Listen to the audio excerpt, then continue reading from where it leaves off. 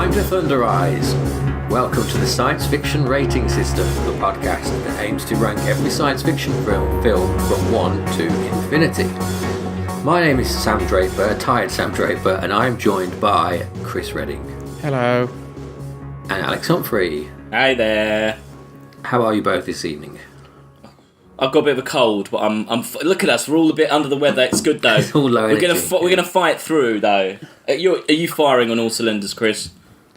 Yeah, I am. Yeah, I mean, I'm busy. I was busy this week, but I feel good. So it's good. Yeah. I've taken care of all the annoyances for the week. Good. I think. So. You recovered from your hosting stint. How did you? Yeah. It was. My phone's been ringing off the hook. They want you to take over one of those chat shows in the late show. Would have thought. Yeah, that's it. Yeah. Well, yeah. So Chris's show, he previewed 3 TV to film shows: Thunderbirds, Serenity, and Star Trek: The Motion Picture. So this week we'll be ranking those. Yeah. Before we go any further, remember, rate us on iTunes. That's the thing I'm going to say. Rate us on iTunes. Everyone go and do it. I haven't done it myself yet. So that's the big thing, being rated that's on the iTunes. big thing. That is Apparently the big so. thing. Okay. Yeah. Good. Got to push that. It's done in different territories, though, isn't it? I think. Is it? So Is you it? get like a I think it's sort of averaged and there's like it's grouped in territory. I think. Okay. Well, everywhere, everyone all over the place, just rate us. Yeah. Rate. Please rate us. Tell everyone. I'm going to do one when I go to America to sort of take care of that territory. We're also doing this because of Star Trek Discovery being on Netflix right now, aren't we? Correct, Alex. Yeah. Good on brand, on message. Yeah. Yes, Star Trek Discovery came out. Have you Where watched? are you on that now? You up to date? Everyone? Yeah, I'm 2 episodes behind because I've seen 3 episodes. You said it got good at 4.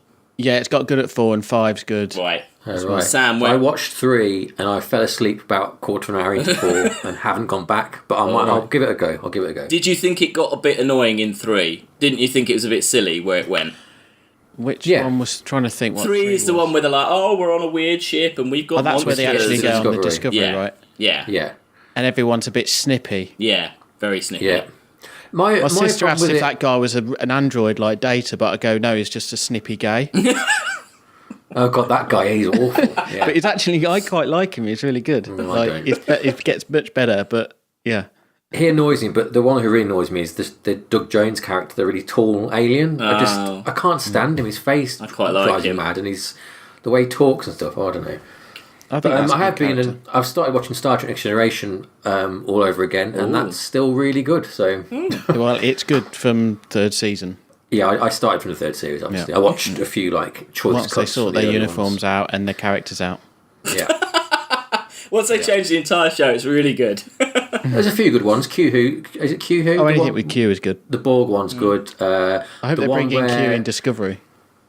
Yeah, I hope so too. The one where Riker has to argue against Data being a human. Remember That's that a good one, yeah. That's a really good one. That's season 2.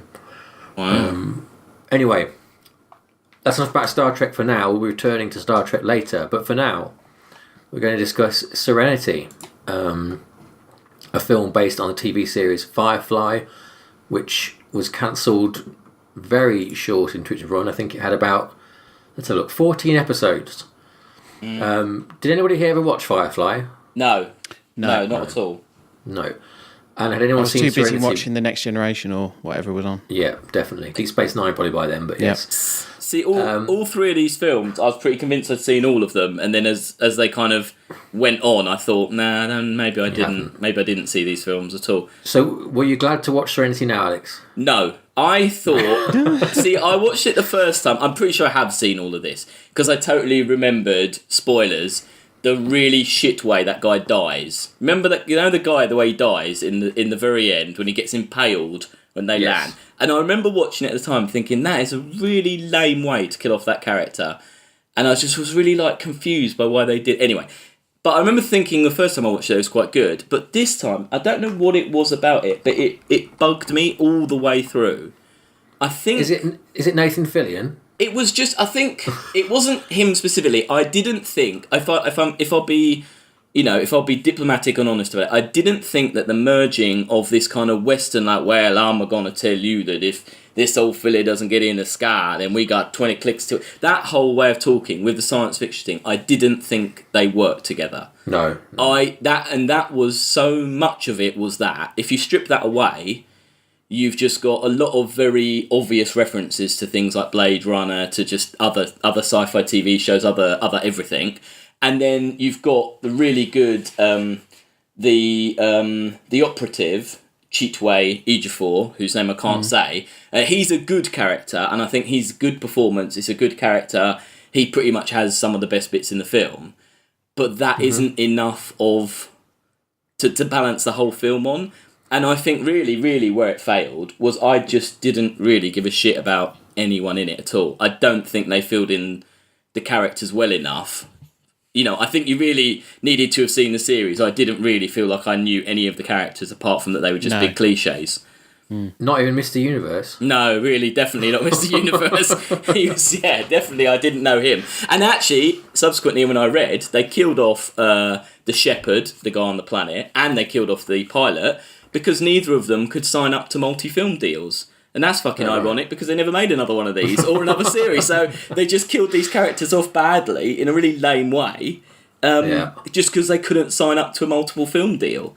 So it kind of feels... It kind of made a bit of a mockery to me of Joss Whedon being all like, oh, it's for the fans, it's for the fans. And it's like, well, you just killed two people because you couldn't make another film with them in. So, anyway, definitely. That was my 2 cents. Chris, what's your hot take on... No, I agree on some of that. I think some of the sort of the way it's done is kind of weird for science fiction, but and the music is very like 90s or late 90s but I think it's got a nice feeling in some scene. I think there's an interest. It's interesting because it's kind of different in that way. So, which is also very good. But there's a lot of things which are reminiscent of like Star Wars, like the Mos Eisley sort of land speeder and all that. Which I think at the time I remember people saying, "Oh yeah, it's just like Star Wars," something like that. So, I mean, he's clearly going for that. He's clearly a big fan of Star Wars and going for that, isn't he? But I mean, do you think he does enough to make it his own, or it just feels a bit like he's just ripping stuff off, doesn't it? Really, like if if it was a really good film, you'd have a whole new world, and you wouldn't be thinking, "Oh, it's like Star Wars," would you? You know what I mean? Like, no. Yeah. The space battles are pretty good, but it's like one of them sort of not super high budget things. So you could see there's stuff going on, but it's kind of not fully, rendered or given to you in a, in a cinematic way. It did. It did feel kind of like an extended episode. I know they had more money for the space battles and they look good, but there wasn't really much about it that felt cinematic to me. It wasn't a cinematic story, I didn't think. Yeah. It was very televisual. Yeah, it feels like a pilot, doesn't it? Yeah. In effect. Yeah. Like he wants to reboot. Yeah. I don't know if that was the case. Maybe he wants to reboot the series again. This was a pilot for that, in effect. That kind of I think it was that by the end of series 2, they would have got to that planet, and then it would have been series 3 would have been about what happened on the planet. So he basically, what I read, where is it? He wrote a script that had absolutely everything in, and it was called something like "And the Kitchen Sink." Yeah, and then he gave it was 190 pages. It's supposed to address all the major plot points introduced to this in the series. And he gave it to Barry Mendel, and then they both collaborated and just hacked at it till they got to this script, basically. So again, that's quite telling because it's not really, he put an entire series of scripts into a film. Which is not... Yeah, but I don't think they hacked enough at it, really. I don't know. It feels to me like this is why you shouldn't get what you want, because this is... Like, Joss Whedon's had a very up and down career, but I quite liked Buffy when I was a kid. I think Cabin in the Woods is a great film. Yeah. Like this, he's done some good stuff, and he's clearly got some good ideas, but I think this is the... he's got his cake and ate it, and it's just not very good, because it's sort of... Like, I think the one-line tag of, Western in space, that's a great idea. But like you said, Alex, beyond that, it just seems very contrived, the forcing of that and stuff. And, I mean, it's kind of... it's got the... He clearly understands how to make a good science fiction film, doesn't he? Yeah. But but beyond that, it just feels too. I don't know what the word is, but like I don't know. It's not as like exotic as. No. Yeah, no, that's true. It's not. I think you'd like it, like the bit at the beginning, in like when it seems like it could be a film set now on Earth, like it's and obviously they've used earthly locations and locations which don't cost huge amounts of money and. But they have, I don't think they've like injected enough, and I think the music probably is half of this, and the languages, and the dialogue's half of it. In that it's just not that weird enough, or that. No, they don't go. enough. Yeah, they don't go fully into. I mean, and even tonally, it isn't like horrible enough. Like the revelation of what happened isn't like disturbing enough. It's not funny enough. It's not action packed enough. It's not really. The edges are all sawn off. Yeah, it's just kind of to it. I hate the River character as well. I think that's. I'm convinced that character's been done like a billion times before. The kind of like she's a teenage girl, but she's got kick-ass powers, but she's a bit mental. Like I just found her quite annoying, and all those. It just had flashbacks to the 90s of a million other things with those shots of like her with pointing a big gun, or her with her standing in a samurai pose or whatever. It was just like. It's very badass. It's very 90s, isn't it? It's like it is, yeah. Yeah, so it just rubbed me the wrong way. I think also as well that character and all the characters, and especially Chris, what you said about the dialogue being important. I think the fact it hangs on like what for me, there's no really good actors in this particular. I don't think. I think Alan Tudyk was all right, but other than that, no, I think like Nathan Fillion drives up the wall. Yeah, what is it? Do you just not like him at all? I just think he's like. He just seems so like I don't know, like Z-list to me. Like not like how is he the star of a film? He's star of multiple. He's star of Castle as well, isn't he? He's like done he is like really he should well. be like on something on the TV, like Sequest or something, isn't he? Like but not even like main cast Sequest. He should be like like a guest star in one episode of Sliders. Sequest. Was he in Sliders? Oh, he wasn't, but he should have been. No, that's the other guy, wasn't it? That's the guy that's in. Looks very similar to him. It's the guy that was in Mission to Mars. Mission to Mars. He was the head of. He was the leader in Sliders. Yeah. Ah, right. Don't diss Sliders. Right, so I'm going to give everyone a freebie now for how you make a Western film in space work. Oh. Okay, I might actually cut this out.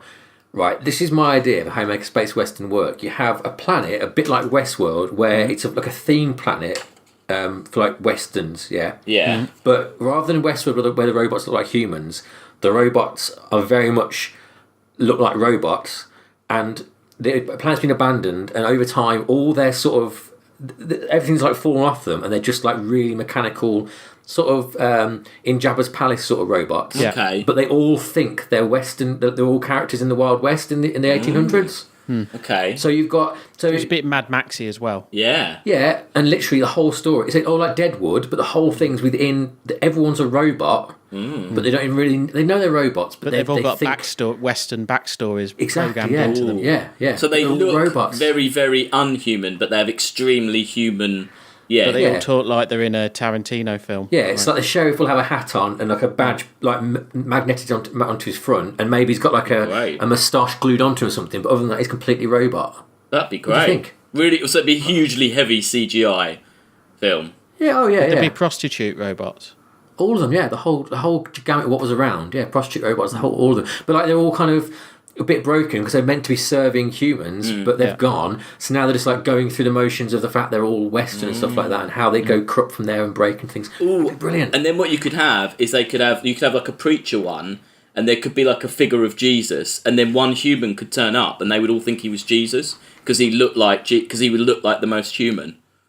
That'd be the end of series 1. They'd find like a picture of a human, wouldn't they? Yeah. And there'd be like a different faction who'd be like believing in a robot god. Yeah. Oh, this is great. Yeah, cut this out. Don't give this They'd away. have portraits and images and books with human photos in, though, wouldn't they? Yeah, but perhaps that's it. Perhaps it's just pictures, and then perhaps someone finds like a video of one actually talking or something like that. Or maybe there's like a more advanced AI that greets people, and that's got a human face on a screen. Yeah. And so they treat that AI as the god or whatever. And they would have never progressed beyond the Wild Westy world because it's not in their programming. No, that's all they've got. Yeah, that's all they've They'd be got. like skeletons of of like humans which were there and like lived out their entire life. Yeah. And all this sort of play acting of the robots just carries on because they're just following like protocols of it being a Western world. Maybe, but what I thought would also be good would be there'd be like big dust storms and sandstorms and stuff. And like one of the things that you don't know from the start is that all that dust is dead humans, like ground down to dust. Oh God. And that's what's like going around this planet is like these huge dust storms of like human, detritus. Okay, I'll commission it, but I want Nathan Fillion to play the lead. Yeah, just his voice. Nice. I want the robot voiced by Nathan Fillion. Then you've got your money. Anyway, there you go. If someone's out there wants to option me for that, I can flesh that out to a 7-season run. Definitely, it's out in the public domain now, so it's not. I'm going to cut it. I think I'm too. I'm too precious about this idea. What would you call it? What would I call? I didn't know about that. Yeah, I've wondered.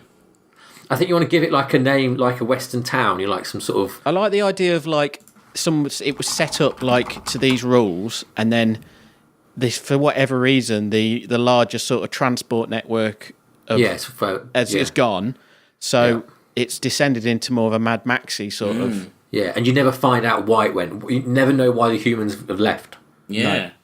You just know they're dead and turned to dust. Maybe there is still a few humans. Maybe eventually.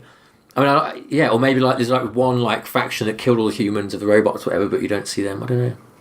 Yes, really. They wouldn't understand why some people are like robotic, like in construction, and some people aren't. Do you know what I mean? Because they've all got, say, it's like the Village, where they've all got like a 18th century knowledge of science. Yeah. Oh, also one more thing. This is the last thing I'll say about it, though. I thought you'd have a narrator, and the narrator would be like a player piano who played. He like at the start of the show, you like played a song on his player piano, but he was a robot, and so the camera was like he was aware the camera was there, and he'd talk into the camera while playing like a little player piano song. Wow. Okay. Welcome back to the town, or whatever it's called. That'd be crazy. He'd be like the host of when you first get dropped onto the planet. No, I think he'd be like something where he's kind of ignored by the rest of the robots because he's just a player piano, and so he's just kind of watching everything, but he's got this voice inside him, and he's like, let me tell you about the time when old crazy Joe went mad in the saloon. Okay. Yeah, that's my dream anyway. Yeah, it's a good dream. Brilliant. Thanks. Right, let's see it on Netflix. Yes. Let's rate Serenity, which was so boring. We spent more time talking about a fictional TV series. I've got another little factoid. That, go on. Alan Tudyk. Is that am I saying his name right? I don't know. That's how I say. I don't know. Yeah. He did the same button acting as when he in Rogue One. Oh right. Like the way he punches the buttons when he sits down. Yeah. He said that in Rogue One behind the scenes. But he's CGI, isn't he, in Rogue One? Yeah, but it's still motion capture. He was still there. Oh, he's there. Oh, right, of course, yes. Sorry. He did like the way to do it is when you sit down, you go button, space, button. I have to remember that. That's always how you play act doing computing. Fair enough. We can all do it now. We all know.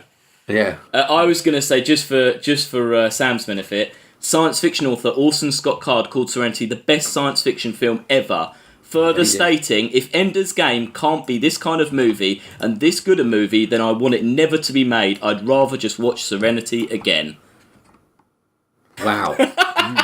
That was in 2005. I can't remember when was Ender's Game. What was he getting for that? Yeah, God, how much they pay him for that? Yeah, but yeah. So well, I think it was better than Ender's Game. Oh, but not by much. In fact, I'm gonna say it should be at 38. One above Ender's Game. Oh. Who wants to counter that? Chris, where do you think you should go? I'd probably have it above Inner Space. Okay. Because Inner Space, Flash Gordon, and Spaceballs are all balls. Yeah, but they're interesting balls. This is like just dull balls.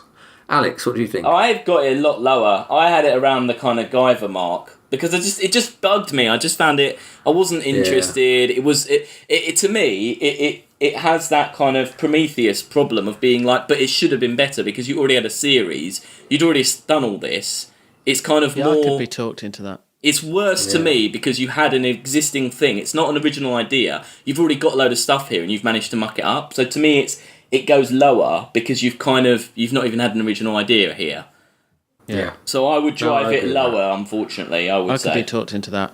No, I'm fine with that. So where are you thinking? Well, I had it under the Universal Soldier's Return, but I know that's a contentious space. No, I'd have talking to that. The Guyver. I think above the Guyver as well. I'm fine. That sounds good to me. I'm fine with above the Guyver. I'm fine with that. Cool. So that's number 44. Also, we didn't mention on the episode, but we've actually passed 50 films now. We're on to 55 films in the list now, which is pretty good going. Us. Wow. Serenity. Right, so Joss Whedon's Serenity. I really have struggle to say Joss Whedon. I always want to say Josh. Joss Whedon. It's not Josh, Like is it? Joss Stone. Yeah. But it's Joss. Yeah, Joss Stone. Joss Whedon. I don't know what it is, but anyway. That's how little respect I've got for him. Can't really say his name right. Joss Whedon, who was parachuting to save the Justice League film, wasn't he? Which is bizarre. Oof, what's that going to be like then? Not very good, I'd imagine. No. I mean, I saw a new trailer before Blade Runner last week, and it looks awful. Did they just put a load of really bad sass talk and jokes in it now? They've My doorbuzz has just gone. I'm just going to go and get it on. Oh, okay, yep. It's kind of they've reined it back a bit from the last trailer. It's still a bit sassy, but not as sassy. But it still looked terrible. I just don't get how something that big. It's like with the Star Wars things. How can you mismanage so badly? You know, like this Han Solo one. Oh god, yeah. They should just. But also, what happened to just stopping? What happened to just going? Look, all right, let's just stop. This is not working. Well, the Han Solo one, they apparently did 95% of the filming, hadn't they? They filmed 95% of the films, and they sacked the directors and put Ron Howard on it. But why? What was it? Because it was too funny? Was it? Was it? There was. I've got no idea. I don't know what it is. I did see a set picture of George Lucas because he's mates with Ron Howard. Oh, so he's got himself back on the set. Oh no! I don't know if it was a Lucas power play. Oh god, this is all going to. That'll be the new episode 9. Well, they'll sack what's his name, Abrams, and Lucas will be directing. Oh no, that's what it's. I hope Lucas comes back around. It's going to happen. I'm telling you, episode 9. No, in fact, no. He won't make episode 9. He'll do the next trilogy, all three of them himself. One. God. Yeah. No. Anyway, we're massively off topic, so let's have a little break and come back and discuss Thunderbirds.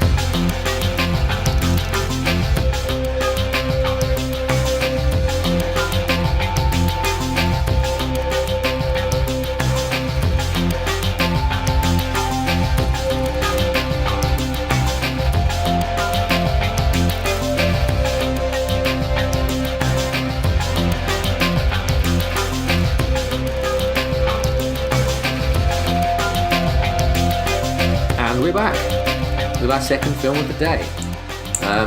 Probably the nadir of this podcast.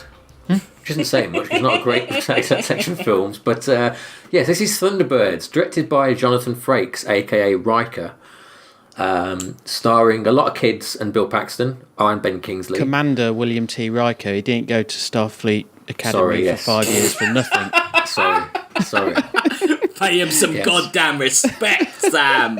God. Yeah, so this is the film that kind of killed his career, really, I think, in terms of being a director. Yeah. Because he just doesn't do anything now. No.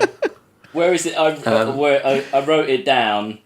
Oh. I think he's directing one of the Star Trek telly ones, and he's done an Orville. It says, although he shaved over $3 million off the original budget due to his fast shooting style, director Jonathan Frakes has openly admitted that the film's disastrous box office performance probably means he is unlikely to be offered a feature directing assignment again. I love the idea of him just releasing that statement. Yeah, it's so bad that he can't lie about it. He just knows, let me start with the positives.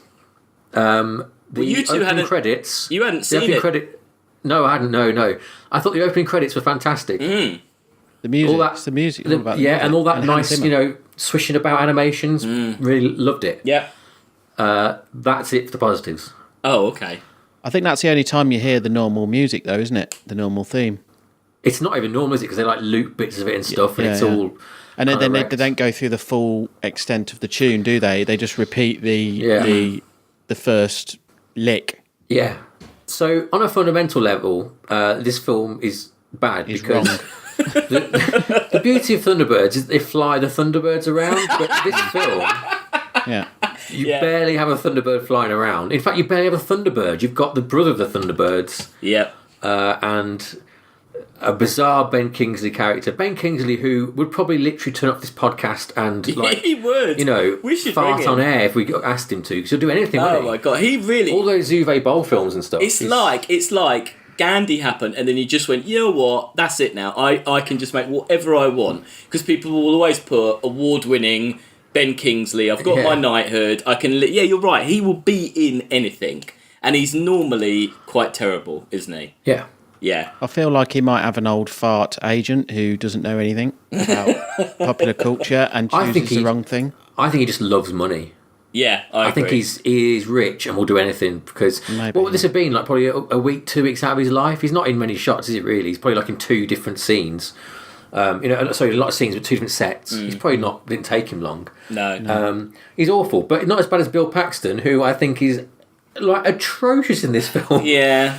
He had little to go. Well, but if you think about it, he's got to reinvent the character, because we don't normally see an action Jeff Tracy, do we? Jeff's just sitting behind a desk. So in a way, is it Bill's fault? Because if Jeff wasn't, he's got nothing to study. He's got no TV shows to go back on.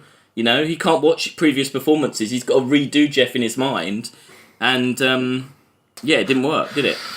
Okay. I'm just cutting Bill some slack. Well, the characters are all arse about tit compared to the show, aren't they?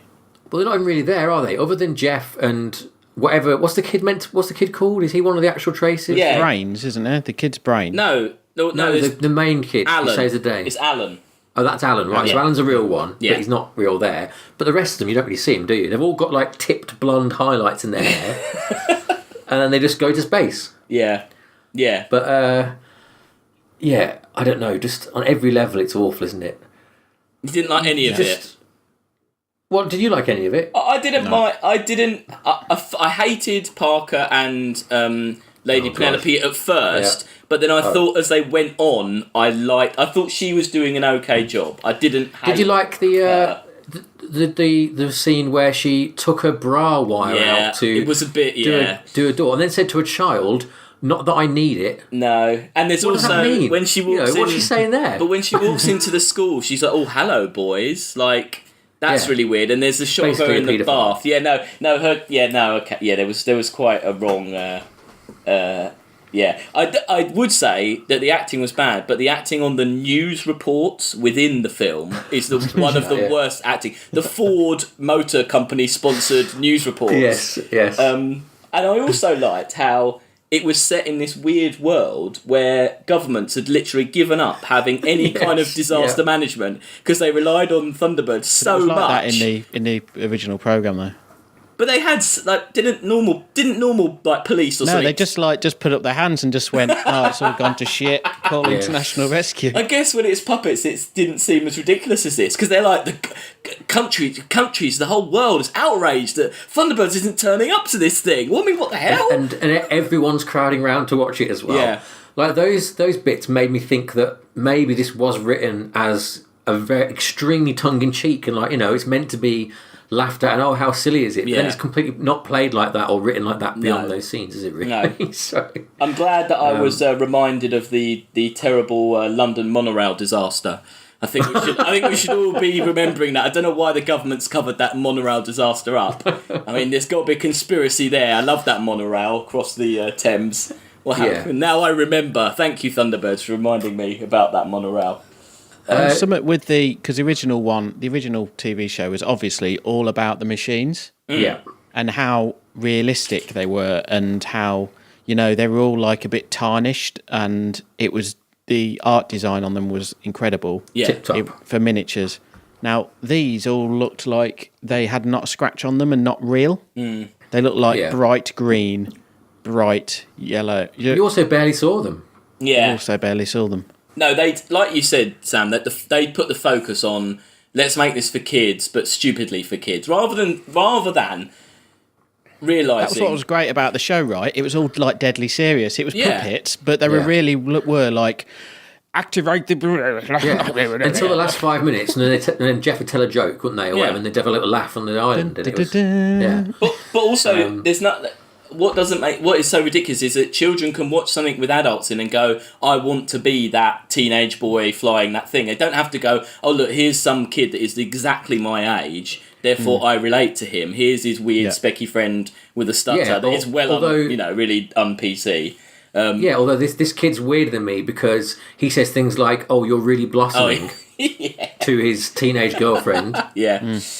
Which is a little bit creepy. Yeah. Also, I thought was interesting is that the original series was a British take on America.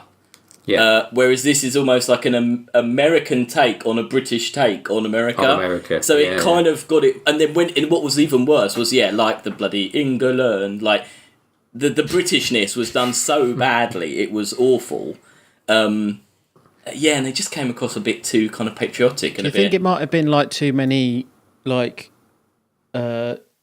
people involved creatively on this? Do you think it might have been too... It's like it's gone in all sorts of different directions and not been... Maybe. The way it reads to me is that they kept... I think that someone did have an idea that was a very tongue-in-cheek Austin Powers-esque sort of Thunderbirds take.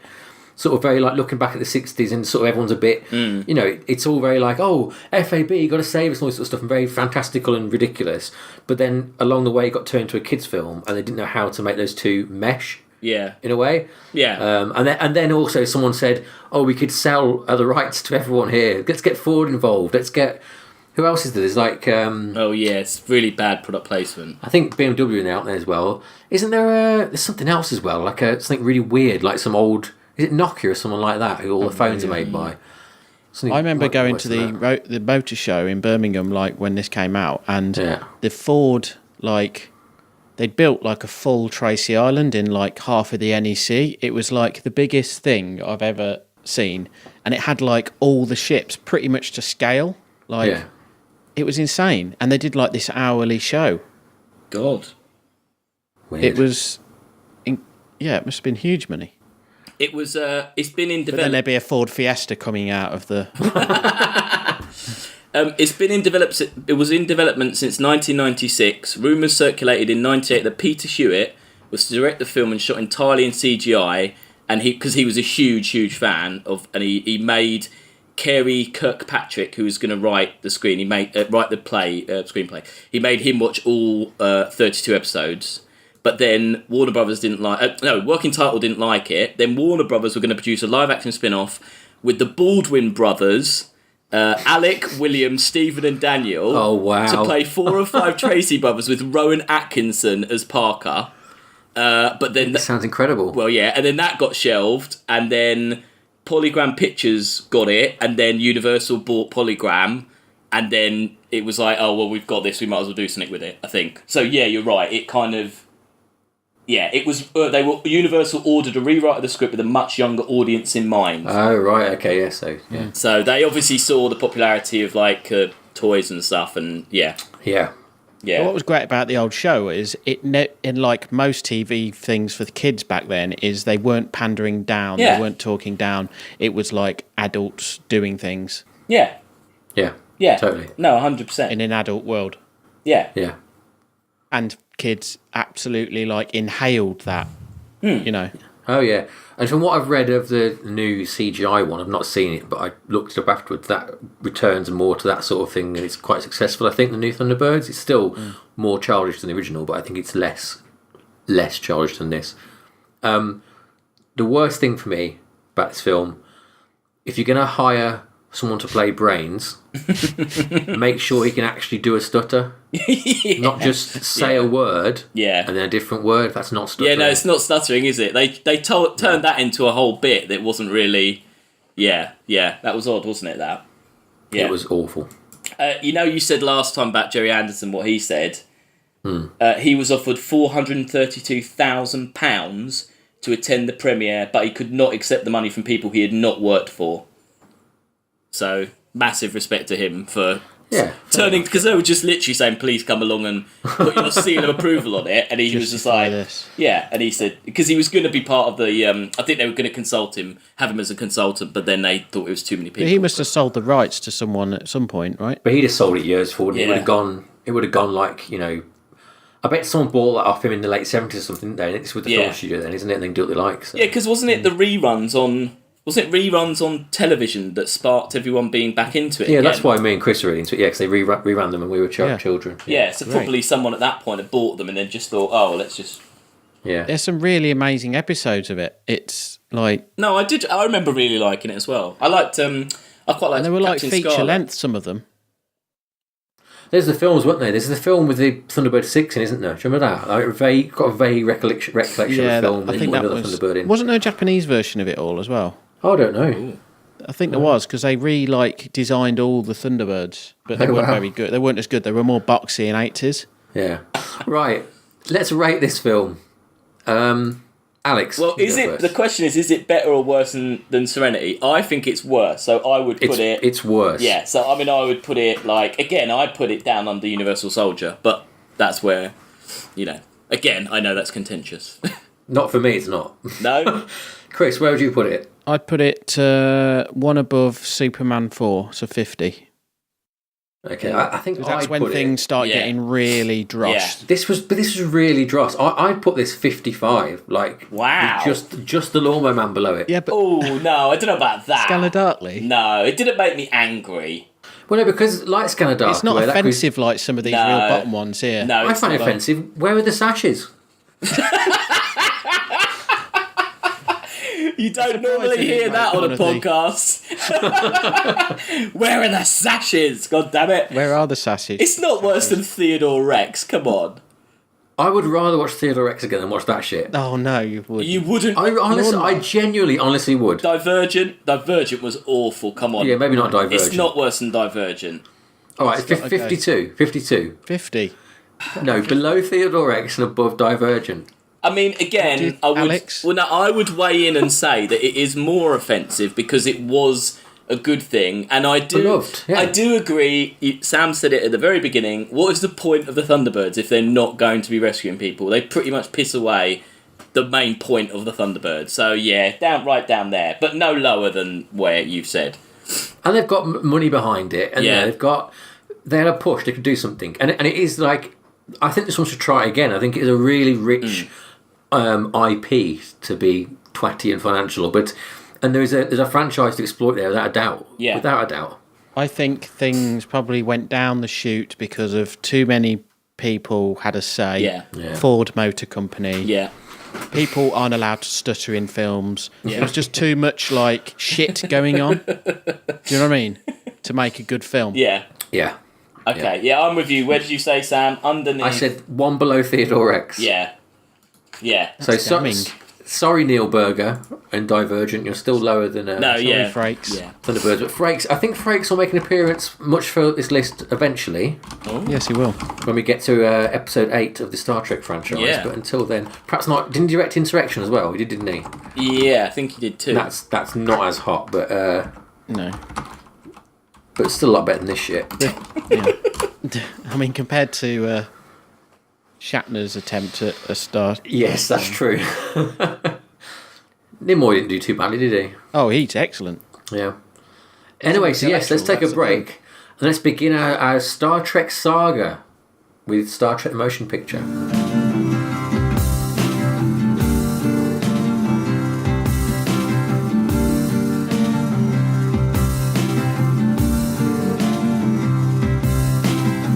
And we're back with our final film and the start of an epic adventure through, is it 12, 13 Star Trek films now? It's 13, isn't it, I think?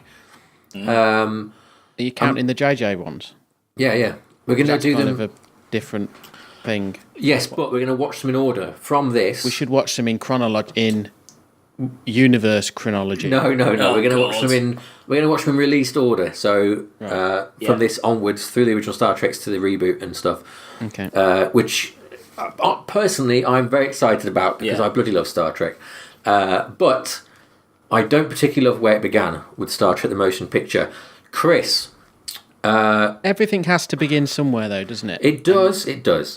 Obviously you've seen this film a lot, like me, no doubt. On this viewing, what did you think of Star Trek the Motion Picture? With modern eyes, what do you think of it? I think what you see with Star Trek the Motion Picture is the development process of Star Trek as we know it now. Yeah.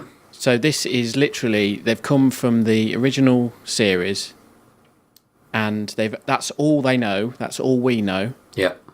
And think of what we've got now in all this backstory and how things work. Like in the motion picture, they haven't really nailed down how ships go to warp, how how basics of Star Trek work.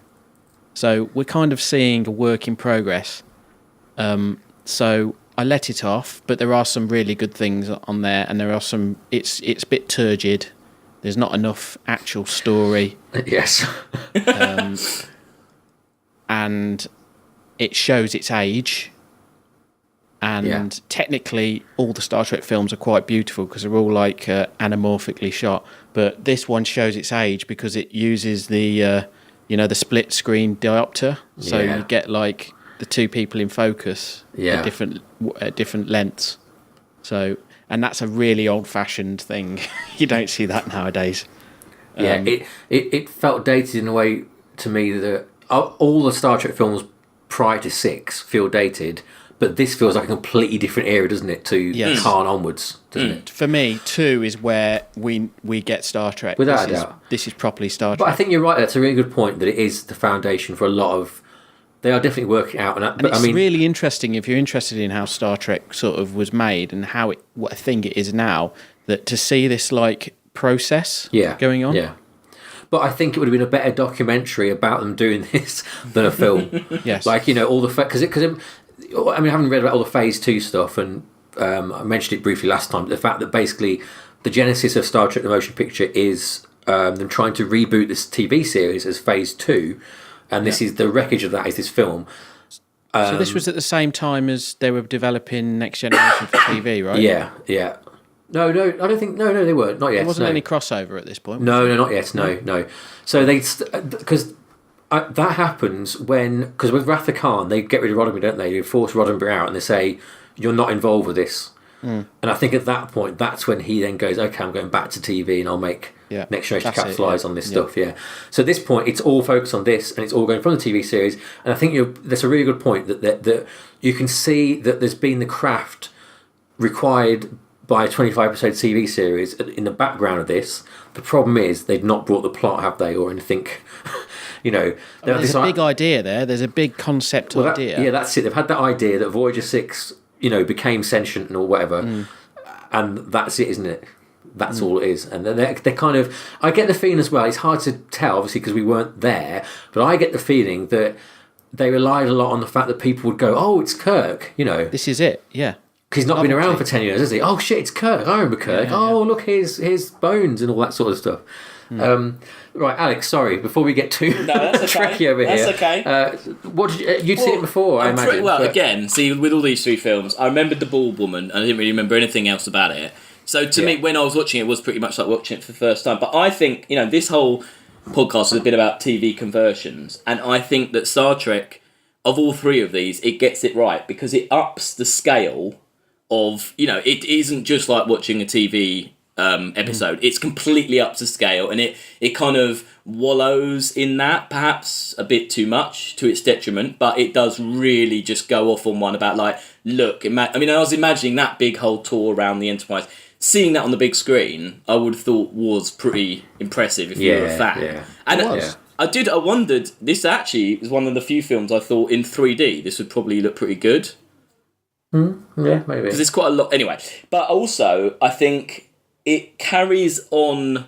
I liked the kind of getting the band back together, like, oh, yeah, look, here's Kirk. Oh, look, now they're getting Bones on board. Oh, what's happened to Spock? Like, I quite enjoyed all that. I was happy with all that.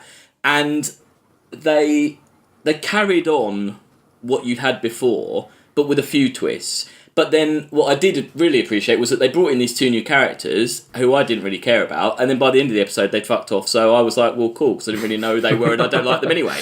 So to me that was what I wanted. I didn't want just pointlessly new characters. They served that plot line, and that was all they were there for as far as I could see. And I think I found that dynamic. I think they tried that dynamic of having Decker and Kirk kind of battling, and this idea that Kirk has gone is basically a bit mental, that he'll do anything to get the Enterprise back.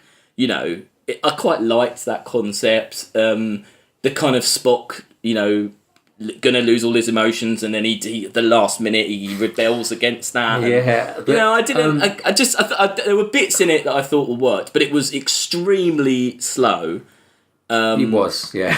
And it was just. I mean, I like procedural stuff. Yeah. But this was too it much. Goes beyond, doesn't it? Yeah. I mean, it's leaving dock for about half the film, isn't it? Yeah. Well, it's not. It doesn't. It's like 35 minutes until they leave the space dock. Just 35 minutes of just wandering around and it feels almost as though like we're meant to think the Enterprise was real, and it's like they've raised the Titanic, and we're all watching the Titanic go through the dock. I love that bit when he goes on to the bridge, and everyone's it's like before you open a shop or something, everyone's running around like, quick, fix this! Like, no, we don't have any coffee over here. What are you doing with that? Like, I quite liked, and there's some little touches, and that shot where you see all the crew amassed.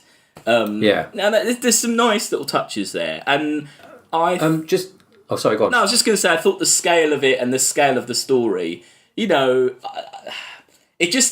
obviously it's all kind of 2001's fault, really, isn't it? That's what we've got to say here. Well, that and Star Wars. Yeah, but Star Wars was tight and fun and punchy. Yeah. 2000, they've gone really far down the let's make it really cerebral and really thinky and really like slow and that's. You have to be very good to do that and do it well. And unfortunately, as much as Robert Wise is a good director, he probably didn't have a handle on this as much as he should have. I think it's the script's problem, isn't it? The script is the problem here. Yeah. More anything. Just to the point we made earlier on about Shatner Kirk being crazy and Spock being very emotional and stuff like that. That ties in nicely with Chris's point about how this sets the tone for the rest of the films, because Shatner and Nimoy basically had interfered a lot with the script when they were writing this. Yeah. And they were a lot involved in like basically pushing those sort of angles. And if at home you've seen the rest of the films, you'll know that they become increasingly obsessed with the importance of their two characters and how they impact the world. And I mean, like Star Trek 3 is almost a love story, isn't it, between Spock and Kirk? They all start fighting for attention, like all the characters. Like there was a big fallout between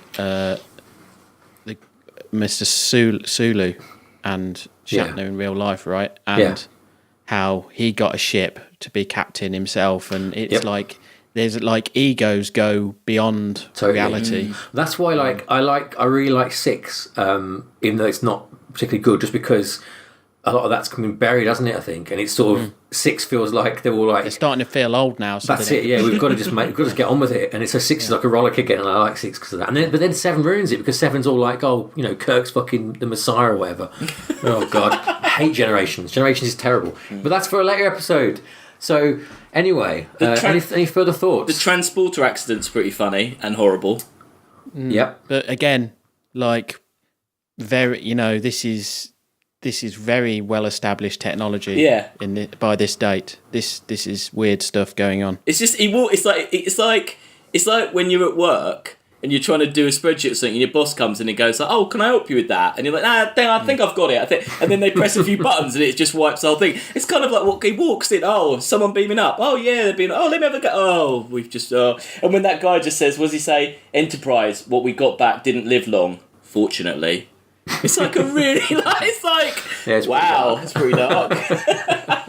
I mean, if you know Star Trek and how much the transporter is used and how well established and reliable a technology it is, it would be like an office drama and the printer catches fire and burns everyone down, like literally. Yeah. Yeah.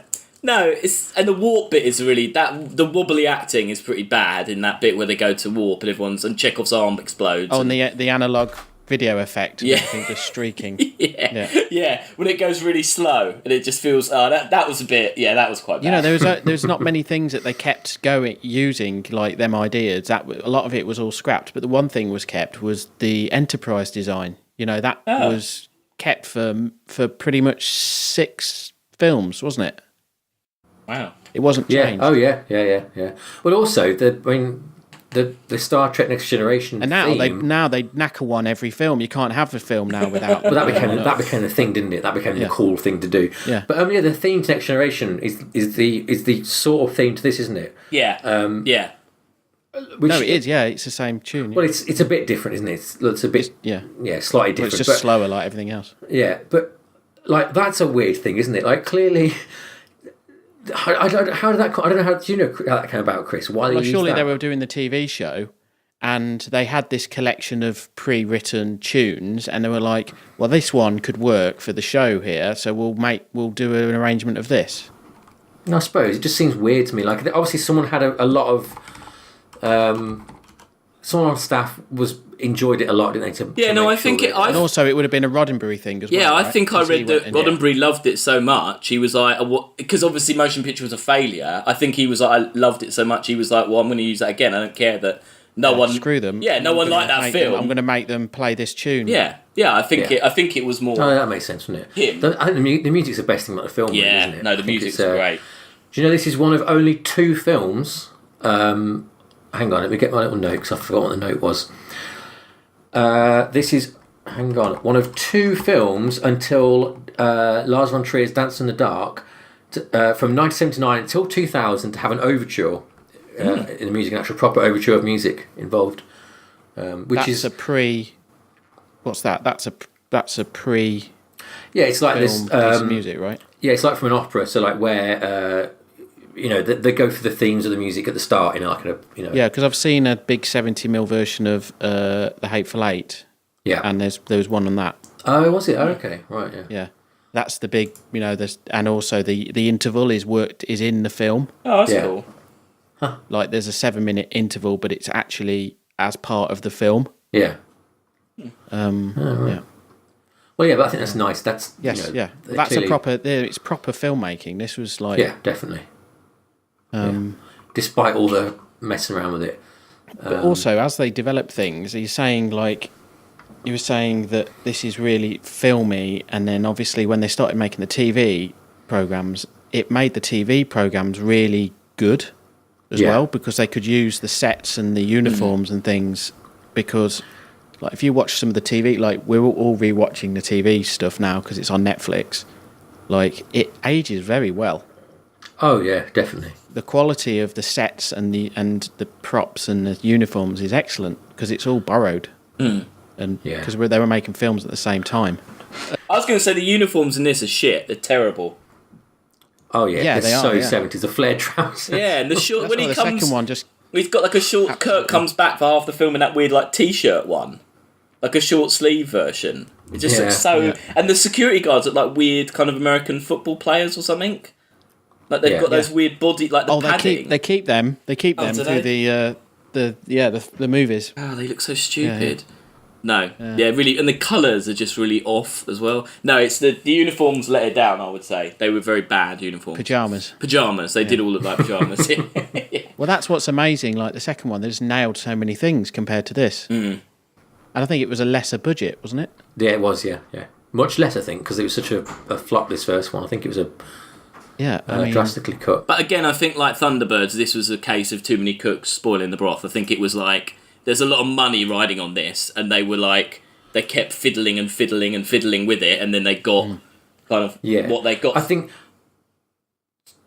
also the point you're making about how this is such a film's film, an overture, like big set stuff like that. I think that's why Star Trek 2 works. Is that is basically an episode of the series, isn't it?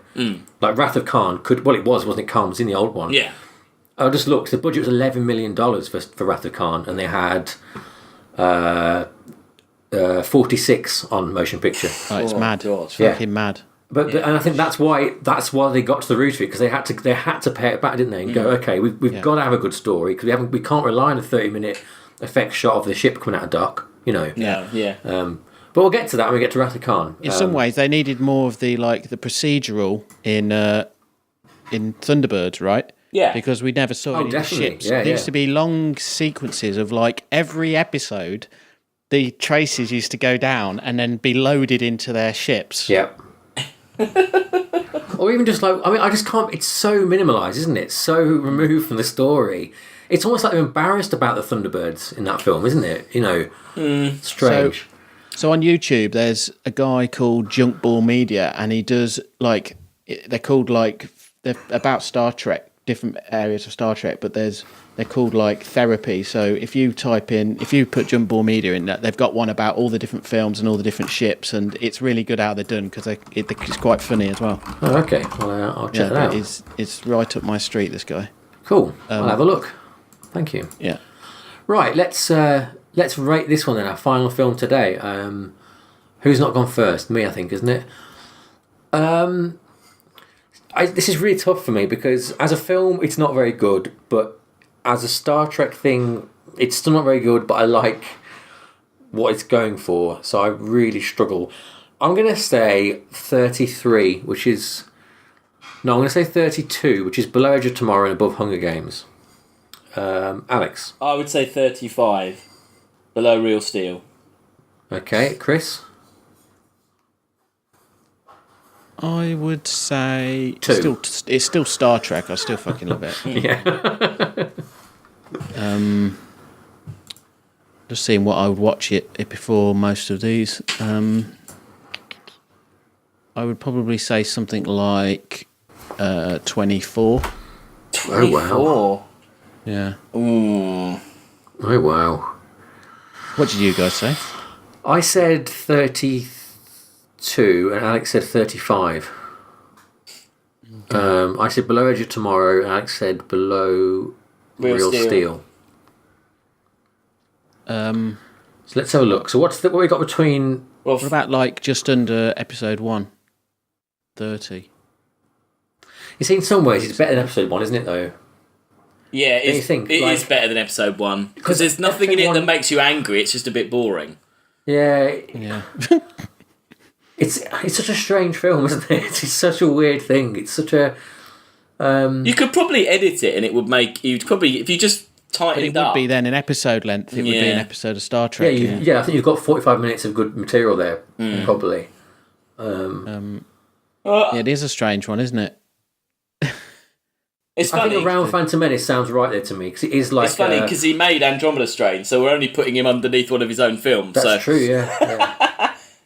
It just feels like, that kind of idea of like where they've kind of got the idea of the franchise wrong, but... Yeah. It's got a lot in common. You were saying we were saying we'd skip the first 2 series of Next Generation. Yeah. It's got a lot in common with that. Obviously, it's that Gene Roddenberry just getting his shit together. Like, there's some very strange characters in the first 2 series. Well, no, actually, what it is like in the films, Wrath of Khan is not involved, and season 3 of Next Generation, he's like practically out, isn't he? Like that's. Yeah. I think he's dead halfway through, and I think he's not involved. There's a film on Netflix called Chaos on the Bridge, which is a documentary about that first episode of Next Gen being made. Oh wow, I've got to watch that as well. We're full of recommendations this week. That's fantastic. So make a note of that as well. Brilliant. That's the thing about Star Trek, is that there's so many obsessed fans that there's endless documentaries and things to watch, isn't there? It's fantastic. Oh, Netflix is full of them. I mean, most of them are Shatner ones and are mental. Yeah. The Captains. Yeah. It's got about 5 movies on there, where he just goes around just chatting to cast. He loves himself. Anyone at home want to watch a Star Trek one? Trek is the definitive Star Trek that's great. documentary for me. Fantastic. So there's a guy on that who, he's like he's a bit of a weirdo on it. He's got his own uniform and he's the one with the long hair. Who builds his runabout. This is the film, and he is the actual VFX director now on the Star Trek Beyond. Oh wow! He actually does. Them titles which whiz in them 3-dimensional. Yeah. Title there. That's him. Because he's making VFX in that thing, isn't he? He's doing his own but he's like 11, show, isn't he? And he's trying to coordinate his mates. Yeah. And it's amazing. Trekkers. Yes. Have you seen Trekkies, Alex? No, I haven't. You should watch. Don't watch Trekkies 2. It's awful. But Trekkies 1, watch that. It's absolutely fantastic. I have heard of it. I heard. Even if you don't care about Star Trek, it's superb. Okay. Yeah. I mean, most Trekkers are very nice people. It's yeah. I mean, I know a lot of the female cast. I don't know their names. Like the woman who played Tasha Yar in Next Gen, and the woman who played 7 of 9. I know they have to hire security. Jerry Hall and what's her name? Yeah. Jerry Hall. Not Jerry Hall. Jerry Ryan. Jerry Ryan. And she actually had quite a serious stalking incident. Yeah, I'm sorry about that, but I've backed up now. So. Yeah. Okay, so we decided on what we're going to go for. One below episode 1. Is that what we're going to say? Or Between Surrogates and episode 1? Above it? Above episode 1. Yeah. All right, okay, I'll go for that, yeah. Yeah. Brilliant. So, Star Trek enters the list, the first of many, Yeah. at number 29. Apologies again for all the Trek talk, but... It's going to get worse. It's only going to get worse. There's only going to be more of it. You wait to get to Voyage Home, I'm going to be bloody going on for days. And probably Khan as well, to be honest. Right, so that's 1970. Cool, brilliant. So that's 3 more films added to the list. We've got Star Trek the Motion Picture at 29. We've got Serenity at number 45. And we've got Thunderbirds at number 53. And thus ends TV to Film Week. Next week, it is our first annual Halloween special. Ooh. Alex, as our resident horror expert, do you want to explain what's going on with the films next week? Well, it was from a recommendation, I believe, from an email a while back. That's true. We had from Dean. Yeah, on claustrophobic horror. So we just got 3 claustrophobic horrors. So have a think about claustrophobic horror. There's quite a lot out there. A lot of sci-fi horror films out there. A lot of them set in giant spaceships. So yeah, that's what we'll be doing.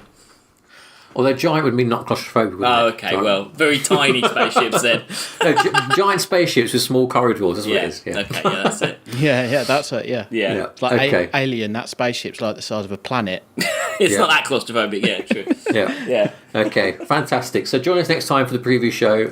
But for now, that's it. Good night, everybody. Good night. Cheerio. Bye. Bye.